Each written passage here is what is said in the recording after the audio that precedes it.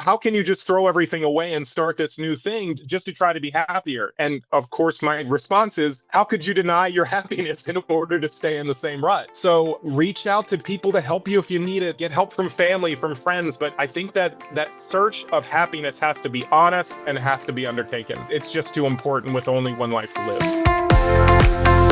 Hi, everyone, and welcome to Path Found. This is the podcast where we unpack the winding, messy, and meaningful journeys that lead to the work we love and a life that feels right. I'm Monica Argandonian, and each week I'm going to sit down with someone whose path didn't follow a straight line, but it still led them to purpose and fulfillment and often surprising success. These are real conversations about mentorship, pivots, networking, self-doubt, mistakes that we all make, and what it means to find direction when the map runs out. These stories are here to inspire and guide you. We'll dig into the things school didn't teach, like how to navigate career twists, life lessons, and big transitions. If you like what you hear, please share the podcast with a friend, subscribe, and leave us a review. You can also find us on Instagram at PathFound Podcast or online at KeystoneNetwork.org. There you can send in your comments, suggest guests or topics, or even apply to be a guest yourself. This podcast is for you, my students, my peers, and anyone figuring it out as they go. As a longtime teacher and anthropologist,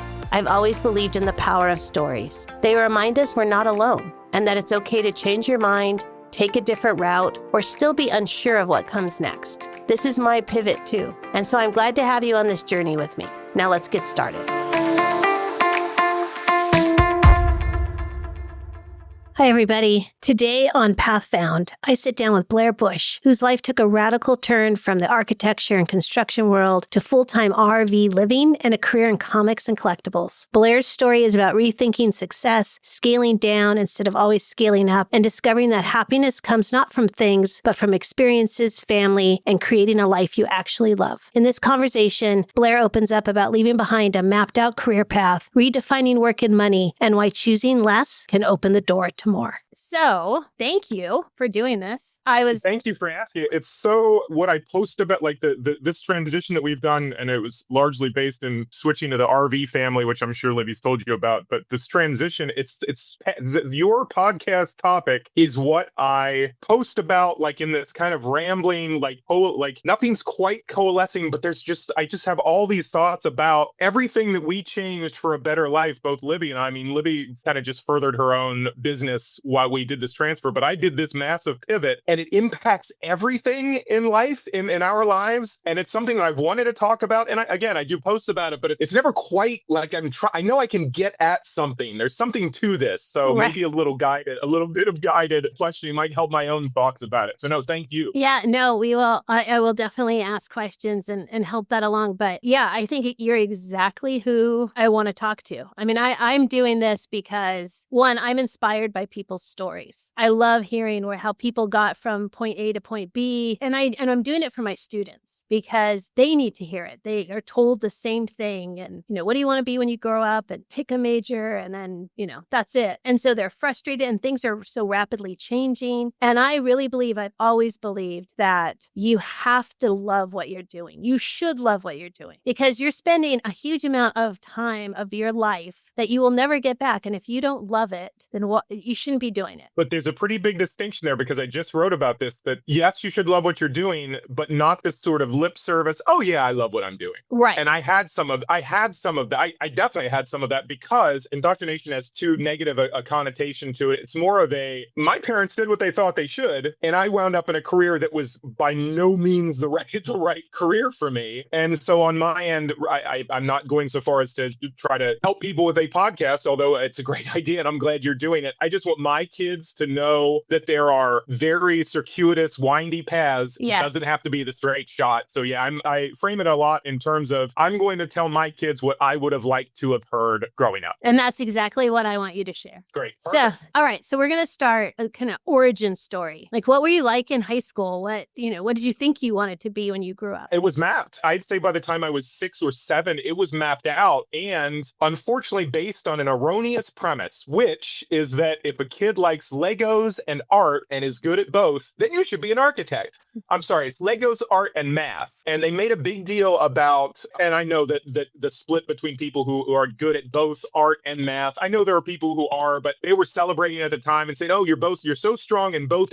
sides." Architecture fits that bill very well. As I came to find out, I'll jump ahead quickly to college. I found out that that is not true, but I'll come back to that. So origin story was, you love math, you love art, you excel in both. Architecture might be a good path, and I sort of jumped on that and continued thinking, oh, that makes sense. Their kind of baseline premise works for me, so great. So I excelled. It was from a small town in West Virginia, and excelled in high school and got scholarship to Tulane University for architecture. So my path was kind of lined up, and oh, you're great at tests, you're great at school, you're doing well, you should go to college. You should go to college for this, and here's your money to do it. Go. And you did. I did, and I did well in school. I got my thesis, got an honorable mention. I have a Master of Architecture, and I did 10 years of working in architecture offices. However, and I'm allowed to say this because I am an architect, other people are not, a lot of architects wave their hands around and say, oh, the builder will figure it out. I didn't want to be that kind of architect, so I started working for builders and getting my hands, they did get dirty, doing some of the building and working for contractors, estimating and figuring out those times when architects, builders will figure it out. I was on the side of figuring it out, so it made my knowledge a lot more well-rounded. But there was still that itch of, are you doing the right thing? Is this what you should be doing? That sort of thing was still there. I thought that kind of slight transition within the same industry might be the solution, and not unfortunately, it taught me something. That pivot was not enough of a pivot. So you liked architecture, but so what was it? What was the itch? What did you decide? My mother has told me from a young age that I learned the phrase jack of all trades, master of none from the time I want to say 5. And it's not a boastful thing. I have been just fairly good at most things I've tried, but not one thing has ever leapt out. So that has proven, I don't know if her saying that was a self-fulfilling prophecy, or it kind of guided me and made me think that I'll be good at everything and never have one thing, but I'm not sure where that landed. But there was something still ill at ease. A lot of it was, and I just wrote about this too, I vividly remember working in an office 60 to 80 hours, and at the time I had just been made vice president of a small construction firm, but it was residential, and I was the first after the 2 owners, I was the first executive they ever made. So I was doing well, and I had my ties and my cufflinks. You can't wear a coat because that's too pretentious for construction guys. That's one step too far. But I had my ties and my cufflinks, and I'd go to work every day, and it would be about a 60 to 80 hour work week. And I remember viscerally feeling, this is what it takes to succeed. I remember telling my wife, this is what it takes to succeed at this level. And the anxiety and stress was so bad that I still wonder this to this day. I said I liked it at the time. And now that's so anathema to me, that 60 to 80 hour work week and running yourself ragged and not having a work-life balance and all the things. But I vividly remember thinking it. And now I'm so the opposite of that. Family first, mental real estate, clear out your mind for life and do what you love, which I've now found. But it's odd to have that parallel track. 6 years ago now, I would have adamantly said 68-hour work week. That's what you got to do. Now, very much not that. So how old are you? Like, how long had you done architecture? And then, that's a big jump. Like, one, to recognize it. A lot of people would recognize it and say, this is how it is, and I got to support a family or whatever it may be. So how old were you? What was it? And did you have another plan in place? Sure. Fantastic multi-part question. I turned 50 in November, so I'm 49 now. I'm about to be 50. My timeline was graduated from college in 2000, and then I worked 10 years in architecture firms till 2010, and then 10 years in construction firms, general contractor firms until 2020. And I still don't remember the inception, but Libby, my wife, tells me I ran downstairs and said, I got it. We're going to move into an RV. And I don't remember that initial impetus coming from me, but I believe her. That sounds like something I do at 7 a.m. when she's trying to wake up and I've been up for 2 hours. It coincided with COVID and losing a temper. I just changed jobs within the construction industry, and COVID happened. So I was kind of the newest guy on the totem pole. So it was an old mentor of mine, but he had to let me go. And that prompted us to finish renovating our house, sell it, and then make this massive move to live in an RV. So it was everything coalesced blessed in this timeline of kind of perfect storm to change. There was no precise plan at all. It actually, that part of it was happenstance. And the money piece has been and still is really the only remaining source of agita. It's the financial thing. It is. It's when I talk to people about how could you make that change? Aren't you scared? Yes. Yeah. The financial piece is the trickiest, but because we tied in doing this minimalist lifestyle and wanting to spend as little as possible and do the more experiential thing that, full-time RV folks love to embrace, it's all about the experience, right? Not the stuff. I realized that I had a room full of comics. This isn't that's not a hyperbole. I had 18,000 comic books that I collected over the course of my life, which is a small room. It's a big closet that I made everywhere we moved, and I had for these comics. And if you would ask me before this 2020 and COVID and buying an RV and selling our house, if selling comic books was even on the horizon, I would have said, are you crazy? These are my prized possessions. This is a lifelong collection. Now, the thought of owning 18,000 comics makes me uneasy. And I've sold about a third of them. And that's now what I do is clean and press collectibles for other people and sell mine. So it was sort of this, I've loved comics my whole life. I have all these comics. I'm very good at organization through my estimating and through my construction experience. And I'm a spreadsheet fanatic now. So I turned all that into what's in this very room with me right now. I was doing it from the road for 4 years, but luckily when we made this move, I got a space, and I'm a happy, not stress-free, but greatly stress-reduced fella these days. Did I answer your question? I'm sorry, Monica. Was that answering things? You did, but okay, so you ran downstairs and said, we're selling everything and we're going to live in an RV. Okay, so this is two big leaps, job and lifestyle. I'm assuming the pandemic had something to do with this. Very much so, and business slowed, and that's why I was let go from that current job. But I was only taking that job for financial reasons. I knew that I had tired of working in this industry, but bills come up and you got to work. And I have a degree, so that's what I should do. And I know that that's what happens to a lot of people. I know that, a job ended. Now would be a great time to really think about switching. I can't because I have bills due, so I have to just continue on with what's going to make me the most money, what's going to be the easiest, where I already have contacts. Yeah, it's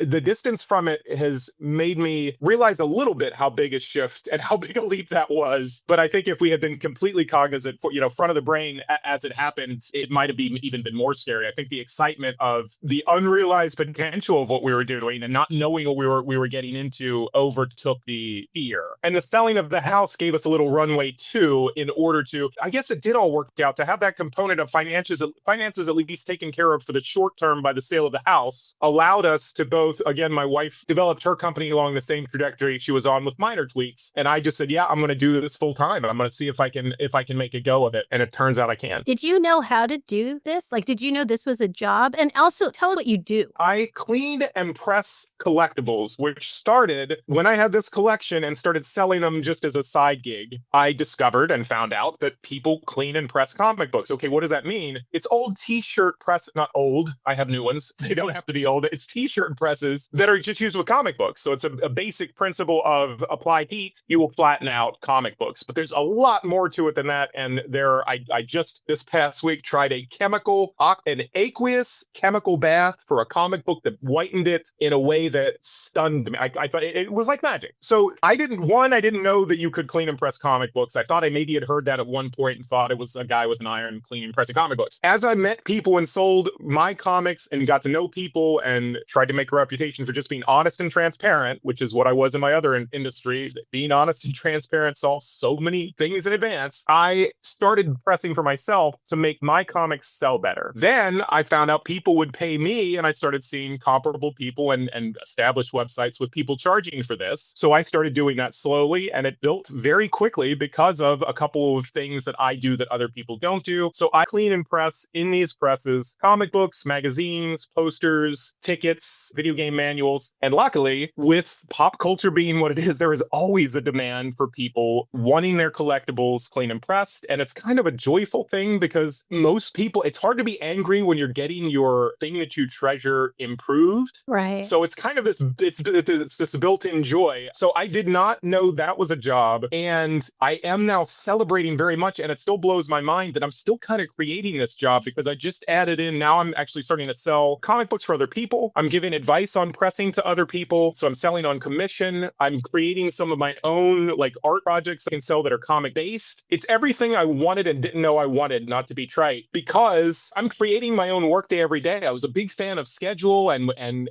everyone to look at your calendar and everything. If it's organized, you can overcome any problem. When it's just me, instead of running other people, I can fill my day in different ways. And I realize, oh, I have an hour for this. Now I can build this in. It's a very liberating experience, but it also just continues to shock and amaze me. I realize you're literally just making all this up. This isn't a prescribed notion of a job. This is where do you want to go next? And it's still only now it's only a quarter of the salary that I made at a real job. And that's tricky. That is tricky. And it does demand that we two-income household, but it's upward trajectory. And I don't see any reason why I can't get to that full office salary as an executive in the next 5 years that I was. And frankly, I'm hoping for 2, but I don't want to set unrealistic goals. So yeah, it's now a real job and I'm making it my own. That is incredible. I mean, that's what we all hope for, right? To find that. But it's confusing because of the residual. My mom always asked about my desk. Her definition of success throughout my life has been, do you have a desk in your office where you work? How big is your desk? Is it your own desk? Or are you sharing your desk? She's a little desk focused, but I get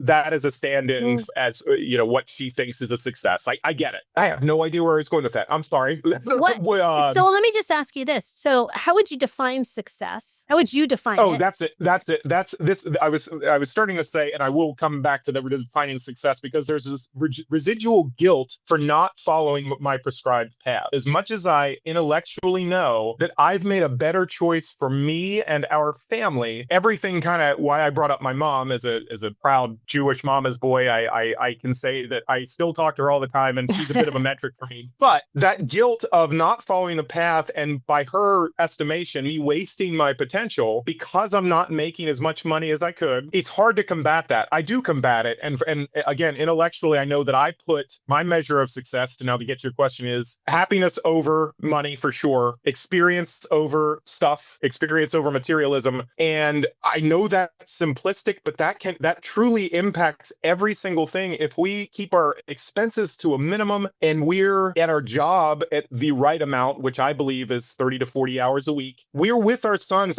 This is what comes up to me every time. Our sons are now 8 and 7, about to be 9 and 7. If I had stayed in the job that I had, I would have only seen my children. I did the math once. It was like 10% of what I've seen them over these last 4 years. I only would have seen them after hours on a weekday, which could be as late as 8. So I might only have tucked them in. And on the weekends, it's the same thing that this whole society kind of celebrates. You're on the weekend, you're on your time, so you're tired. And how many stereotypical things are the parents? Hey, this is my time. I just want to relax. Right. That's not really having a family to me. So this way, I'm done at 5 o'clock every night. We get the kids from school and we're with our family. We're experiencing. So success to me is my most important thing is my family and my children, and making 2 good humans that can take the place of my wife and me when we're gone. I mean, it is kind of as simple as that. I want them to be afforded every opportunity. I wasn't, and I know again that's a little trite too, but spending this time with them, there's only so much time we get with family till they go and do their own thing. So it was really important to me to be part of that, bringing up our kids instead of just kind of doing it from the periphery. Yeah, I have a 13 and 16-year-old, and I can't believe how fast that went. It's going so fast, right? Exactly. Everybody tells you that, and when they're little, and it sounds so, again, trite, but it is so true. You have no concept of it until it flies by. Yeah. And I don't want to, I don't want to miss,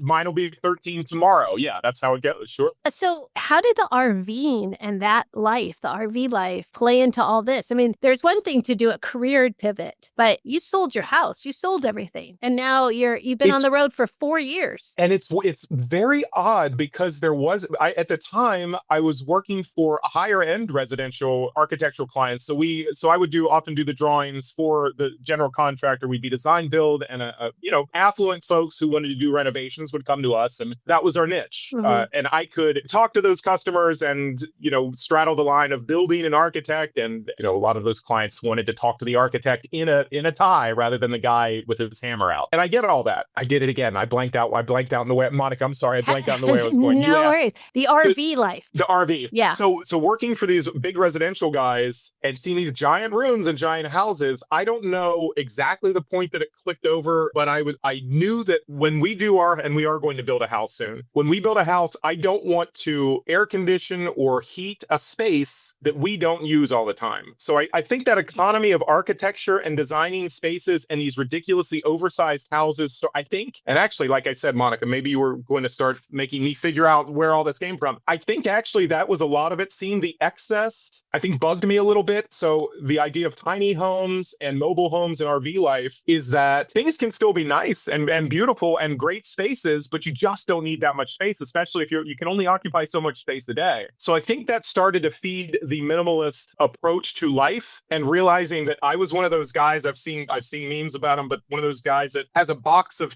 mismatched chair legs just in case one day you're going to need one of those legs. And we had so much stuff, and I know we're not unusual in that way. Basements and garages are full of stuff, and once that sort of tipped over, it was hard not to start looking at everything in our lives that way, which is the whole taking what works for you, leaving the rest behind, and not having so much clutter. So it definitely impacts all aspects of our lives across the board. We are a slave to our things. We are.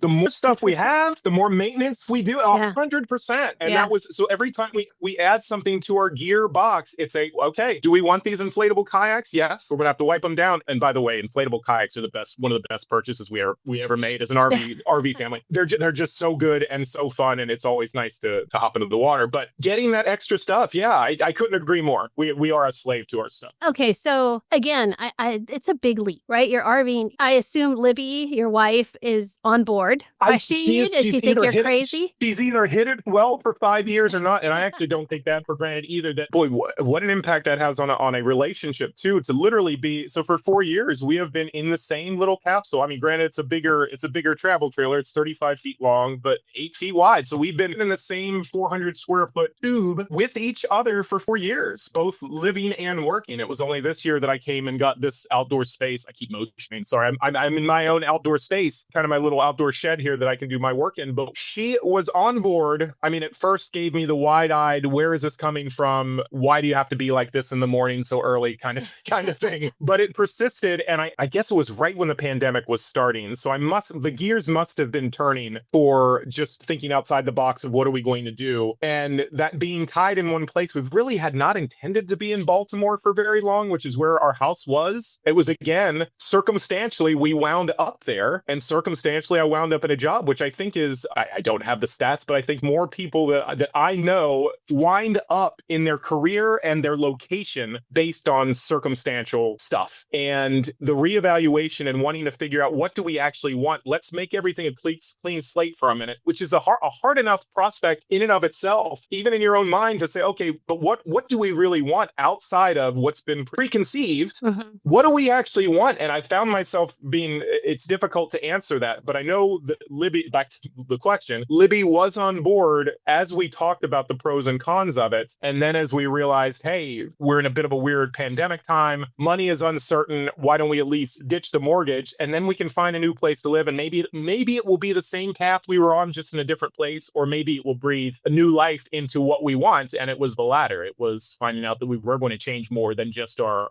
geography or our jobs. I would actually change industry. What has been the best thing about RVing and that life? I love that we can be in the same bed at night and often wake up, and because we would switch locations so much, it's not like we forgot where we were, but if we'd arrive someplace at night, we'd wake up in the same bed and see a vastly different vista outside the window. So it was kind of a form of teleportation, because you take your stuff and your house with you. We stayed on a lot of riversides and looking out the ocean. So just opening the door and seeing a river, or opening the door and seeing an ocean of the same door, is just a bit of a weird and kind of a neat magical trick. I mean, I know it's just us relocating, but it does always seem like magic. So that's been a pretty neat thing to discover each morning. What's been the most challenging? The most challenging is the daily thoughts of, are we doing this right? Which is the thing that's the most kind of upsetting. Like, if that's our biggest downfall right now, that are we doing it right? I'd like to dispel that. Like, I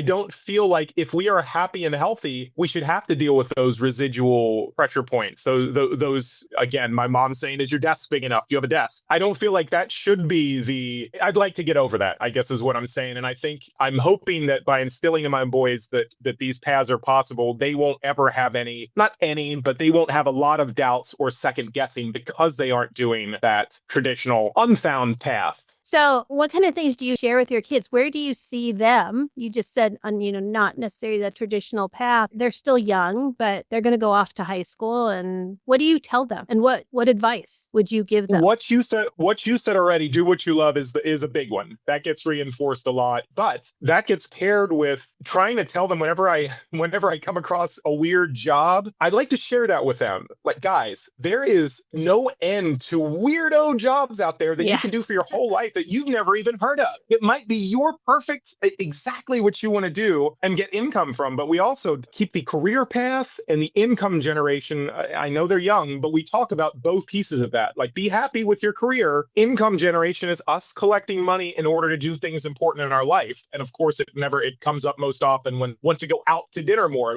Guys, remember, we're with you more of the time. We do things that don't cost money and we get to be together as a family more, but we sometimes can't go out to dinner as much as we'd like. And it's those conversations with the kiddos at 7 and 8 that actually help teach me about what I'm thinking, because if we have to explain this to them in terms that they can understand, I think that helps my understanding of where we are, that it is still experiences over money, experiences over materialism, experiences over things, and your day should be filled being happy, not full of drudgery. So, and I think that's great, but I'm gonna play devil's advocate a little bit here. Please. I have college students who are getting in debt over, paying for their college degree, which they've been told to do. They are very concerned about not being able to buy a house, or, the job market's really tough. And I think as you get older and you've had this great experience and I agree with you totally. It's experience over stuff, and we don't need big houses and all those kinds of things. But I think realistically, they want to make a good living, right? They want to do that. So what would you tell them? Like,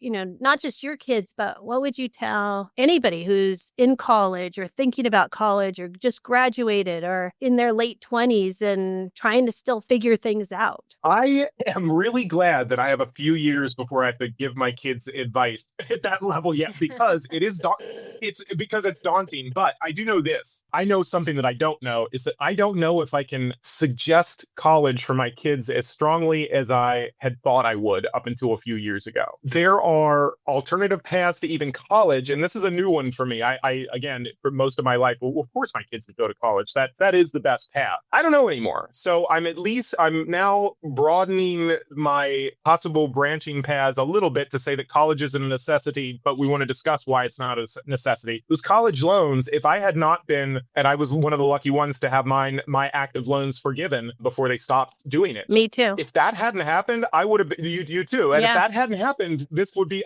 we would have been in a very different, I would say there were at least a dozen very close calls to me going back into my industry because we said things are too tight. Financially, it's too stressful. I can't live like this. It's too much. As much as I'm happy in the career, the financial pieces, it's too daunting. We hung in and we persevered. There is no advice there other than changing at this late of an age, at 49, is not for the queasy, I would say, for sure. Mm-hmm. But the payoff is ultimately by far rewarding enough to have done it. For 20-somethings, like you're saying, I think the alternative housing stuff, the tiny homes, which are ridiculously affordable. And again, having an RV is not for everybody either. That's a very big swing and a different. Right. It's not like primal where you're hunting and gathering. But on the one hand, it kind of is, because you have to know where your water source is. You have to get your food. You have to that's not for everybody. But having a tiny home, which can be gotten pre-ordered, there's some beautiful ones for like $30,000. So this whole notion of mortgage and debt immediately to live the American dream, our boys already know that small is okay, that outdoor space is plentiful, that we want to be home with each other. So maybe they're looking forward to us building our house. And again, we are going to build a house, but it's just not the driving force, because not to be silly, but our home is in our RV. Our house is our RV. It is very much a home. It's very much, we have enough space to have fun, to sleep, to eat, eat and do all the necessities without extra space. So again, back to advice for 20 somethings, I would still say, even if it seems scary and even if resources are tight, going after happiness is too important not to take that stab and consider those alternative housing things. Staying with parents. We stayed with while we waited for our house to sell. We stayed with her parents for 6 to 9 months. And yeah, it was a little taxing on them, but we made up for it by doing things for them. It's just too important. Happiness in your career, with one life, it's too important not to take the chance, not to consider a change, not to go after what's happiest. Yeah. Then goes to my next question, which is about, and you mentioned it earlier, your mental health, your physical health. If you hadn't done any of this, if you had stayed and been doing what you were doing, 10 years ago, what impact has this had on your overall health? It is a massive mental health upgrade. So without getting too detailed, the construction industry has a lot of drinkers. What am I saying? Most industries have a lot of drinkers. The drinking in that industry was getting I do not drink anymore. I'm 14 years sober and in programs, but I know that my drinking was getting out of control in that lifestyle because meetings were at bars. We would do work after hours with booze in the office. And I know that it was a stress, anxiety coping mechanism. And I know that I run a couple of recovery programs now, a couple meetings a week. That is a very common thing that everyone turns to, diverting themselves with substances or alcohol. I might have been in a real bad place if I had stayed in that career. And now, instead of continuing to imbibe, I'm running meetings for people in recovery. The stress level is diametrically opposite. I mean, it was just a presence. My job was forefront of my brain at all times because if a client called and didn't like their paint or their toilet had a problem, I felt like I was a surgeon on call for that whole career. But I thought that was what made me good at my job. And it was good that I was accessible for everybody but me. And this is still client serving and front facing. And I love my clients, and I'm actually getting to know my clients as well or better than I did in the residential construction industry. So I know a lot of their buddies now. I still have clients. I still have that. Of course, we want to serve our clients and do well by them, but it's not this debilitating and ever-present anxiety over my job. Well, congratulations. Thank you. One, that you found it, that, you've recovered, and that you found this way to improve that mental health. So going back a little bit more, you talked about running down the stairs and telling your wife all this. She's clearly been on board. You have to have a strong relationship if you're living in, a 300 square foot box. I think you posted something about that on your Instagram. And I don't think I talk a lot about careers and paths and things like that, but not as much about relationships,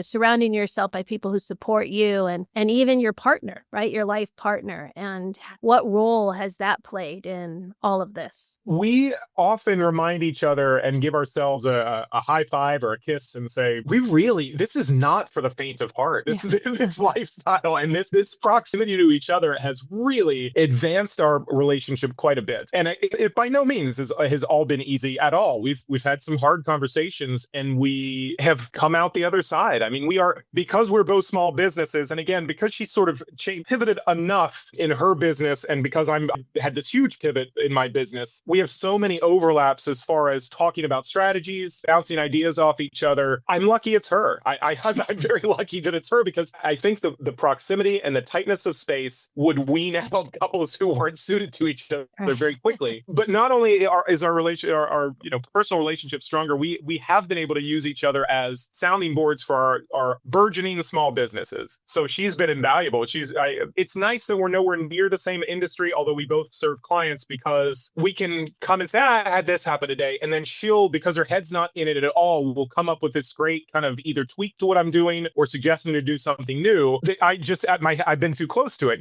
Just that whole proximity thing. If you're too close to it, sometimes you don't see a solution. So she has done that for me a lot. I hopefully have done that for her at least a couple of times. I think I have, but I think it's a two-way street. But that proximity has been relationship building for sure. That's awesome. So what would you want to tell people? I've asked you these questions. You said you were looking forward to this opportunity to kind of put this all out there. What do you want people to know? What advice would you give? I would say happiness comes first. It's got to. By saying happiness comes first, I think a lot of people would say, well, of course it comes first. You're supposed to be happy. What I mean by that, to drill down on it, is I'm still 4 years into this, still questioning, should I have done this? It's not very loud anymore in my head, and it's not very often, but it's still kind of like, what if you had stayed? stayed. And pretty quickly it goes to, no, you should not have stayed. That's for sure. But is this the right thing? I think, is this the right thing is a healthy question to ask yourself. But I also know if we're meditating on it and really being honest with ourselves, I think we can get to some answers about what makes us individually happy. So I'd say, I've heard people say it, especially when we started, how can you just throw everything away and start this new thing just to try to be happier? And of course, my response is, how could you deny your happiness in order to stay in the same rut? So reach out to people to help you if you need it. Get help from family, from friends. But I think that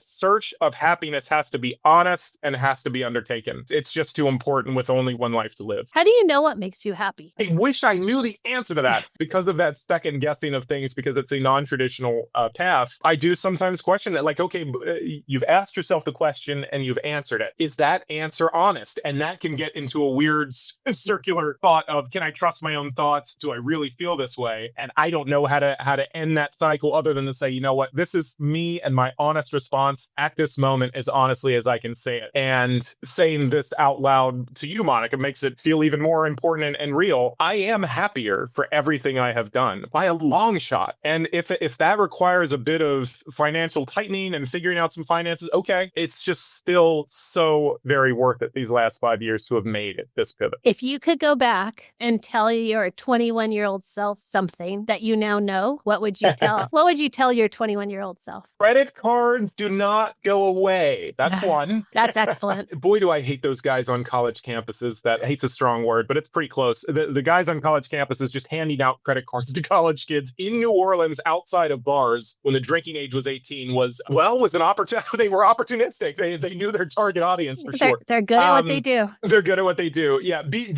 Watch the credit card. Don't incorporate the whole we have more than we can afford because it's the American dream. Don't do the keeping up with the Joneses. And frankly, in college, it was more of a don't drink away your credit cards. I wasn't trying to buy things. I was drinking them away in college. But that same thought of the minimalist lifestyle would say, dude, it does not have to be big. It does not have to be grandiose. It can still be architecture, life, anything. It can still be beautiful and small. And sometimes having that smaller microcosm can be more worthwhile because you're more intimate. And again, I'm kind of digging this because it's not only the architectural applications, but the life implications. A more intimate life, a smaller life can be more validating, can be more enjoyable to me. People need a big life, that's fine. But yeah, I would say scale down. I guess if I was in the time machine and time was a factor and I only had a couple seconds, I would say, dude, scale down, and don't do credit cards. That is excellent advice. I wish I could go back and tell myself that too. So where can we find you? You're on Instagram. I am on Instagram. Yeah, I'm on Instagram. I have two accounts on Instagram. One is for the RV life and minimalist lifestyle, which is at _housebus, HAUSBUS.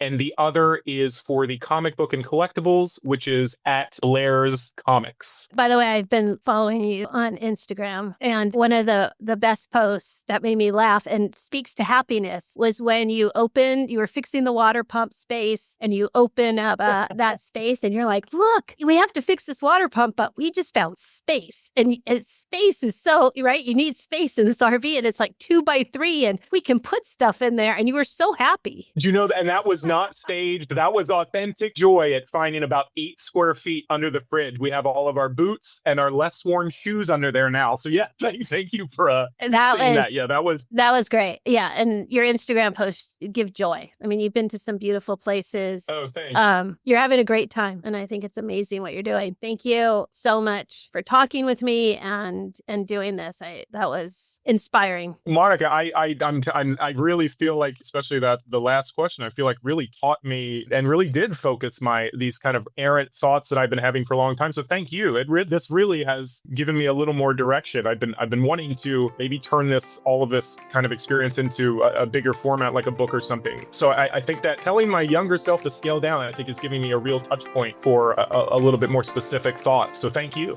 Thank you so much for listening to Path Found. If anything we talked about today connected with you or gave you a new perspective, we'd love it if you subscribed, left a review, or shared the episode with someone you care about. You can also find us on Instagram at Path Found Podcast. To explore more stories, resources, and ways to get involved, visit KeystoneNetwork.org. This podcast is just one part of the journey. At Keystone Network, we're helping young people and anyone figuring it out as they go build meaningful futures one step at a time. A huge thank you to my podcast editor, David Strutt. You can find him on LinkedIn for helping bring these stories to life, and to Elizabeth Miner at Silvermine Creative for the beautiful artwork and web design. And if you're on your own path, navigating the unknown, making a pivot, or simply figuring it out as you go, just know you're not alone. The route may not be linear, but there's always a way forward. I'm Monica Argandonia, and I'll see you next time on Path Found.